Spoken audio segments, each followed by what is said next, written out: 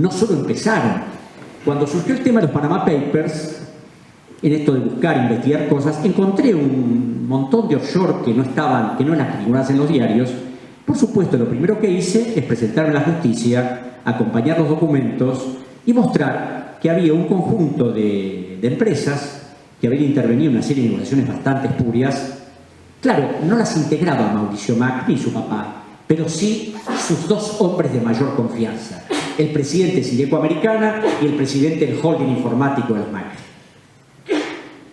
La justicia me aceptó como amicus curiae para investigar esto, el juez Casanello, y se presentó Franco Macri pidiendo apartarme a mí y al senador Solanas del proceso porque podíamos alterar el resultado del juicio. El juez se lo rechazó, apeló a la Cámara Federal y la Cámara Federal, por supuesto, le dijo: señor Macri, tiene razón, Solanas y yo me están hablando de cosas que no tienen mayor importancia. Y una de las cosas que habíamos denunciado era muy curioso, porque no solo era un offshore constituido en 1983, que seguía vigente, que había intervenido en una negociación a través de un acto claramente defraudatorio en conjunto con el señor Cristiano Ratazzi, actual presidente de Fiat, que vive hablando de la seguridad jurídica y todo lo demás, y los papeles de esa empresa se habían quemado sugestivamente en Iron Mountain con ese incendio donde desaparecieron montones de documentos. Claro, en este momento, este país, al margen de la ley, determina que si mañana cualquiera va a la justicia y dice: mire, la señora de Kirchner llegó a mi casa y me robó una bicicleta, seguramente inmediatamente va a haber un fiscal que va a iniciar una demanda y un juez que... Ahora, si uno denuncia cualquier cosa del actual gobierno, es absolutamente imposible que prospere. Lo hemos denunciado al exministro de Energía, Aranguren, por comprarle gas a Chile a una empresa que le vendía a Chile, de la cual él era accionista. Hemos denunciado al actual ministro del Interior, Rogelio Frigerio, por negarse a iniciar una acción de lesividad por un campo comprado por un amigo de Macri, Joel Lewis, que además se apropió de una propiedad pública, el Agua Escondido. Se la compró en fraude a la ley argentina, algo que está absolutamente probado a través de un fallo último de la Cámara de Casación Penal, pero es absolutamente inútil. Es decir, están blindados, y lo que está pasando con el fiscal Stornelli es una clara muestra de todo eso. Ahora bien, en esta marginación de la ley, uno tendría que preguntarse, primero, ¿por qué ningún gobierno de la democracia quiso cambiar la ley de inversiones extranjeras, la ley de entidades financieras? ¿Por qué no siguieron con el viejo código de procedimientos autorizando cualquier prueba de jurisdicción? ¿Por qué siguen permitiendo que el presidente de la República pueda vender bienes del Estado sin consultar con el Congreso? Es decir, ¿por qué se permite que toda esta estructura condicionante continúe avanzando y además se perfeccione? Porque, por supuesto, ahora el presidente hace un año emitió un decreto para el 832 para permitir que se exploren en la plataforma continental, en Malvinas Oeste y en todos más de la cuenca austral, a un conjunto de compañías. A esas compañías se les adjudicó el 16 de mayo varios permisos de exploración. Hay una o dos que son británicas y, por supuesto, me consultan: ¿esto es ilegal? No es legal, es perfectamente legal. Es decir, Macri se funda en leyes sancionadas por el Congreso. Sí, pero son británicas. Trudeau y otra. Sí, son británicas. Pero tenemos un tratado de promoción y protección recíproca de inversiones con Gran Bretaña, firmado en el 92 y ratificado por una ley del Congreso de la Nación. Hasta que ese tratado no se denuncie, Gran Bretaña tiene todo el derecho de venir acá, invertir donde quiera, y el gobierno no puede negarse a hacerlo porque tiene una ley que lo protege. Pregunta: ¿por qué tampoco se denunció ese tratado? Si un país así chiquito como Ecuador denunció 16 tratados bilaterales, La Argentina, que tiene 53, nunca los quiso denunciar, además de nunca haberse querido ir del CIADI, que por supuesto, en todos sus fallos, salvo alguna excepción, ha condenado a la Argentina. Y a veces me pregunto el por qué no hacen algo distinto.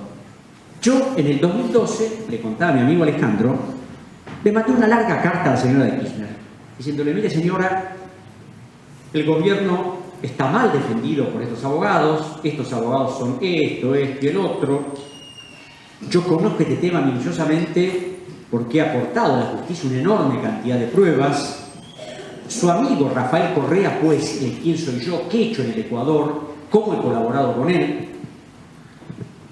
Y si por razones que yo desconozco del gobierno, el gobierno no quiere tener dificultades con los organismos multilaterales, si no quiere pelearse con los poderosos banqueros que pueden hacer cualquier tipo de negociación para afectar la economía argentina, ¿por qué no utiliza una auditoría de la deuda privada que se hizo en el Banco Central y que hemos podido reconstruir en una gran parte, que muestra que un conjunto de empresas privadas crearon deudas ficticias para enriquecerse ilícitamente, y el gobierno les reclama que empiecen a devolverle al país lo que el país pagó por ellos? Porque no son 100 y 200, son, haciendo una estimación, era la mitad de la deuda pública con la dictadura, es decir, es la mitad de la deuda pública que heredó el gobierno de Kirchner, casi 90.000 millones de dólares. Yo hubiera preferido no tener ninguna respuesta, que la carta se perdió, la agarró un empleado, la tiró a la basura, o recibir una nota de algún secretario, acuso recibo su nota de fecha tal, pero no. El doctor Carrilli, secretario general de la Presidencia, me mandó una larga carta hablando maravillas de la investigación que había hecho mi padre, de todo lo que se había podido comprobar, pero en la carta en nombre de la Presidenta de la Nación, que lamentablemente no se podía hacer otra cosa de lo que habían hecho. No se podía reclamar a los privados, había que seguir haciendo lo que se podía. Entonces, claro, esto es preocupante. ¿Por qué? Yo a veces, que he conocido a través de mi trabajo con el presidente Correa, que a veces se aísla un presidente, que a veces no se le dice la verdad, que a veces hay funcionarios que tratan de decir: no, mire, esto está todo bien. A veces me ha quedado la duda, ¿no? Mucho más porque la señora de Kirchner no es una mujer manejable, sino una mujer con autonomía, con rigor, que sabe exponer, que conoce estas cosas. ¿Por qué ese no se puede hacer otra cosa cuando sí se puede hacer otra cosa? ¿Por qué negarse a hacer una auditoría general de la deuda sistemáticamente? Y después que hemos insistido a través de proyectos y un montón de cosas, cuando fue el problema con los buitres en el 2013, el Gobierno Nacional envió una ley al Congreso de pago soberano, y a través de algunas propuestas de senadores, en ese momento, de Pino, de Rodríguez Sá, consiguieron que el gobierno incluyera un artículo creando una comisión bicameral de investigación de la deuda. Claro, cuando se creó la comisión dije, bueno, por lo menos vamos a empezar a ver algo que pueda servir. El presidente de la comisión era en ese momento el diputado Eric Calcaño. La comisión casi nunca se reunía pero nunca tenía quórum, porque muchos que participaban no iban. Jamás pidió un oficio al Banco Central, al Ministerio de Economía, y se disolvió, o sea, cuando terminó el mandato del gobierno anterior, se terminó la comisión, Macri la disolvió por decreto y no se investigó absolutamente nada. Ahora, si nosotros fuéramos un país poderoso y delirante, que pagamos lo que no debemos, que no importa que los capitales se fuguen, porque en este momento la plata que entra por un lado se fuga por el otro, es decir, si el poder de la Argentina es de tal magnitud que nos podemos dar el lujo de despilfarrar bienes del Estado, y bueno, pero el problema es que la Argentina va a un inexorable default, que la Argentina no tiene otra alternativa que volver a hacer una reestructuración, y ya sabemos lo que ocurre con esas reestructuraciones. La Argentina está condicionada en todas sus políticas por la deuda. No es porque lo diga yo. La ley de presupuesto 2019, pago de deuda 746.000 millones de pesos, destinado a salud, educación, planes de vivienda, ecología y medio ambiente, ciencia y tecnología, alcantarillado, casi 500.000 millones. Primero, la deuda. El año que viene va a ser peor, y en el 2021, con estas políticas, va a ser peor. Y no se puede esperar absolutamente nada de un gobierno que solo le interesa el interés privado, que manipula desvergonzadamente la justicia, y de jueces, algunos que tienen cierta autonomía, pero que no se animan. Y hace 3 meses, algo que no salió en los diarios, que por supuesto los diarios, especialmente los 2 grandes medios que conocemos, participan de todo este esquema de poder, no dijeron una palabra. Un buen amigo, el fiscal Federico Delgado, imputó penalmente a Mario Quintana, al actual secretario de Finanzas de la Nación, Santiago Bausili, y al exministro de Finanzas, Luis Caputo, por tráfico de influencias, por incumplimiento del deber de funcionario público. ¿Por qué razón? Porque a través de una auditoría de 2 patriotas del Banco Central y a través de informaciones recibidas de la SEC de Estados Unidos, pudo comprobar el fiscal que cuando se hace la negociación con los buitres y toda la emisión de bonos posteriores, el gobierno emitía bonos y empresas vinculadas a estas 3 personas los compraban. El fiscal Delgado los imputó penalmente. El juez en este momento sigue mirando la imputación a ver qué hace. Porque, por supuesto, aunque Luis Caputo se fue, es hombre de confianza del gobierno, Bausili sigue siendo secretario de Finanzas, y Mario Quintana dejó de ser vicejefe de gabinete, pero es asesor del presidente y es parte del gobierno que tenemos. El tema es qué hacemos. Pues claro, el diagnóstico es terrorífico, las posibilidades que la gente cambiemos, haga algo distinto de hipotecar al país, como lo ha venido haciendo desde que asumió en diciembre hasta el día de hoy, donde todo, yo tengo es decir, es algo que no me divierte nada, ¿no? Leer el boletín oficial todos los días.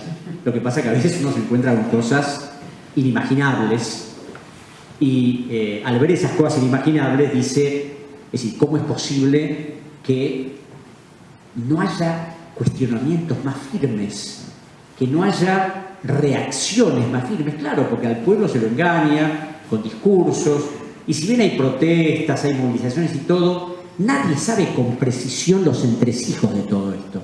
No sabe hasta los extremos de ilegalidad a los que se ha llegado. Y por supuesto, cuando escuchan el precario discurso del presidente, balbuceante, donde se equivoca siempre, donde le dan un libreto escrito y a pesar de eso le cuesta. Pero claro, tiene algunos personajes hábiles, como Marcos Peña, el jefe de gabinete de ministros, que hace unos meses, cuando Solana le dijo, ¿cómo es posible, ministro, que el presidente emite un decreto para vender bienes del Estado? Vendió un montón de cosas en la capital federal, es decir, la isla de Marqui y varios terrenos aledaños, fundó una ley de dictadura. Claro, Peña le contestó, y senador, hasta que un juez no la declare inconstitucional y esa ley ha sido ratificada por ambas cámaras del Congreso en el 2014, el presidente tiene pleno derecho a usar esa ley. Entonces, es decir, ¿por qué la dirigencia política acepta esto? ¿Por qué no la cuestiona? Sí, hay legisladores que lo hacen, pero son la ínfima minoría. O sea, si no, Macri no podría hacer lo que está haciendo. Claro, ¿qué hacer con la deuda? No es fácil. No es fácil porque algunos me dicen, no, con la deuda ya no se puede hacer nada. porque las leyes de presupuesto han convalidado todos los actos ilícitos. Respuesta. Una persona que entra a la Facultad de Derecho sabe que los actos ilegales son nulos de nulidad absoluta y ningún Congreso de la Nación ni ningún gobierno puede legitimarlos. Número uno. Número dos. El juez Ballestero, cuando dictó su sentencia mostrando la enorme cantidad de ilícitos, cometió el error de no declararlos nulos inmediatamente. Y cuando nosotros pedimos que se quitara la nulidad, el Ministerio Público Fiscal de la Nación dijo que terminada la investigación correspondía hacer lugar a eso. Ahora, por supuesto, hay cuestiones políticas y si esto no se resuelve políticamente, jurídicamente va a ser imposible, pues ¿alguien piensa que vamos a ir a litigar a los Estados Unidos? Claro, cuando me dicen que es imposible, siempre les doy el ejemplo. Señores, y Ecuador, el año 2008, dijo, vamos a pagar lo que corresponda. Pero primero vamos a saber qué corresponde y qué no corresponde. Vamos a hacer una auditoría, vamos a mostrar qué es lo que tenemos. Y claro, cuando hicimos la auditoría y empezamos a ver las cartas amenazantes de los banqueros, del Fondo Monetario, del Banco Mundial, todo ese esquema exactamente igual al de la Argentina, con la diferencia de acá no hemos podido ver nada de eso. Yo tenía facultades por un decreto del presidente de verificar cualquier archivo, aún la Procuraduría del Estado. Y Ecuador dijo, vamos a impugnar los créditos. Lamentablemente no lo pudo hacer, porque Ecuador es un país 12 veces más chico de la Argentina, produce petróleo, camarones y flores, le vende el 66% de su producción a los Estados Unidos, no tiene ni remotamente lo que tiene la Argentina y, por supuesto, lamentablemente no consiguió el apoyo de ningún país latinoamericano. Yo lo acompañé al presidente Correa, estuvimos con Evo Morales, con Hugo Chávez, con Manuel Zelaya, que era presidente de Honduras, pedimos el apoyo de la Argentina y no se dio, el apoyo de Brasil y tampoco se dio, es decir, apoyo moral sí, pero integrar un conjunto para tratar de resolver este problema, no. Y Correa no tuvo otra alternativa que llegar a un arreglo, un buen arreglo, pero no su idea primigenia de enfrentar esto. Y los arreglos que llegó era porque de alguna manera tenía una auditoría que respaldaba todos los fraudes que se habían cometido, cómo los acreedores extranjeros habían aún violado la propia legislación de su país. Eso jamás lo quiso hacer ningún gobierno de la democracia de 1984 hasta hoy. Y había que preguntarse por qué. Porque cuando ganó Alfonsín y el juez federal Martín Anzoátegui envió un oficio a la Cámara de Diputados y a la Cámara de Senadores diciendo que Alejandro Olmos había hecho una denuncia y que el juzgado federal no tenía capacidad para investigar semejante fenómeno de endeudamiento, dos diputados justicialistas, Adán Pedrini y Miguel Unamuno, presentaron un proyecto de ley para crear una Comisión Nacional Investigadora. En ese momento el radicalismo la bloqueó. Cuando era gobierno Carlos Menem, varios diputados radicales, encabezados por el diputado Alfredo Allende, pidieron la creación de una comisión y ahí el justicialismo la liquidó. Entonces, claro, a veces digo, no se quieren investigar a sí mismos, porque han sido responsables de todo esto. Es decir, no es que aquí estos legisladores no tienen nada que ver, ellos han consentido todos estos procesos de tratar de legitimar la deuda. Ahora, como decía hace un rato, si la deuda pudiera pagarse, si a nosotros nos sobrara la plata, pero no solo no se puede pagar, sino que vamos a tener graves consecuencias en el futuro, porque además hemos tenido la desgracia de haber elegido a un gobierno, aún por un ínfimo porcentaje de votos, que lo único que le interesa es el negocio privado y que no va a hacer nada para salirse de este esquema, porque además el propio presidente lo ha dicho, este es el único camino, seguir hipotecándonos a perpetuidad. Y por otro lado, si nos hipotecara, pero la Argentina viviera en una situación óptima, pero cada vez la pobreza crece, la marginalidad, la exclusión social, es decir, lo vemos en todas partes. Lo veo yo en Buenos Aires, cuando recorro la calle de Buenos Aires, donde vemos cosas que jamás se vieron en ninguna época. El problema es qué hacer y qué va a hacer el próximo gobierno que se encuentra con una hipoteca descomunal, porque estas son obligaciones que va a ser muy difícil cuestionarlas, especialmente el préstamo con el Fondo Monetario Internacional, pero claro, con el fondo se va a poder discutir, eventualmente con un gobierno con decisión política, puede decirle al fondo: muchachos, ustedes dieron este préstamo no sirvió para generar algún emprendimiento productivo, para un equilibrio en la balanza de pagos, para fortalecer el sistema monetario. Este préstamo sirvió para pura especulación financiera, porque el gobierno está entregando dólares al mercado permanentemente para tratar de estabilizar el dólar. Es decir, ustedes están incumpliendo con su carta constitutiva, ustedes están haciendo algo que no tiene nada que ver con los objetivos con los que fue supuestamente creado el fondo. O sea, hay elementos para cuestionarle al fondo, pero claro, tiene que ser un gobierno de otras características, naturalmente, y Cambiemos no lo va a hacer. Otra de las cosas que había que hacer es, esto no significa anular la deuda, pues claro, hay muchos delirantes que dicen no debemos, no pagamos, no hay que pagar, eso es producto de no tener noción de cómo se maneja un gobierno. Pero sí, un elemento fundamental sería llamar a los empresarios privados y decirles: señores de SOCMA, de Sideco Americana, la Argentina pagó por ustedes esta bonita suma de dinero. La auditoría realizada en 1984 determinó esto. Además, en la Fiscalía Federal número 6 se ha determinado que se haya ampliado esta investigación y se haya comprobado esto. La Argentina ha pagado por ustedes desde 1985 hasta hoy tal suma de dinero. Bueno, como no son pymes ni empresas insolventes, el Estado les reclama todo eso que se pagó. Y no los denunciamos penalmente, porque por supuesto van a alegar la prescripción, porque ya penalmente va a ser imposible hacer algo, pero por lo menos los vamos a poner en evidencia ante el pueblo argentino qué es lo que hicieron. Y así con todos. Ahora, hay que animarse, porque me acuerdo que el secretario del Juzgado Federal número 2, cuando se volcó todas estas investigaciones de la deuda privada, me dijo: y el juez no se anima a llamar a los empresarios, porque, les cuento un caso, había un acta de directorio de Renault Argentina donde los directores discutían cómo defraudar al Estado, cómo transferirle deuda absolutamente trucha.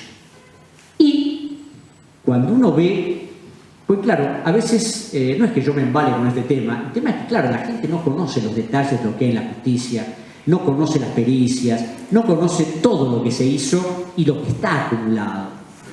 Y les voy a dar un elemento significativo para terminar y para que me pregunten lo que eventualmente les interese. Cuando se hace esta auditoría, la deuda mayor que tenía afrontar el Estado, el largo listado de empresarios privados, eran 23.000 millones de dólares, la mitad de la deuda dejada por la dictadura en 1984. La primera deuda era de una empresa llamada Cogasco, que había construido el gasoducto Centro-Oeste en Neuquén, Mendoza. Los auditores dicen: esta deuda no debe afrontarla el Estado Nacional, en razón de que sobre los 918 millones comprometidos solo entraron al país 299. El resto fue incorporado, una parte no muy significativa en bienes de capital que entran y se los van a llevar, y después en operaciones especulativas realizadas por la empresa. Además, no entregaron en término la obra, por lo cual habría que aplicarle las multas establecidas contractualmente, por lo cual no es el Estado Nacional deudor del Agro-Bank de Holanda, que era el que controlaba en ese momento la empresa, sino el Agro-Bank de Holanda deudor de la República Argentina. Este informe del año 1985 fue elevado al jefe de Departamento de Deuda Externa del Banco Central, que era nada más y nada menos que el doctor Carlos Melconian. Y el doctor Melconian lo envió al directorio del banco diciendo: los auditores han determinado esto y esto.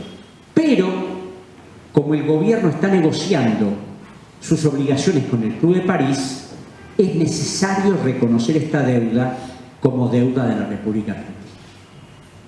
Después yo lo voy a hablar a Melconian y digo, se ve que tiene muy mala memoria, no sabe lo que hizo y quiere camuflarse que tiene determinadas ideas cuando sus antecedentes son extremadamente peligrosos.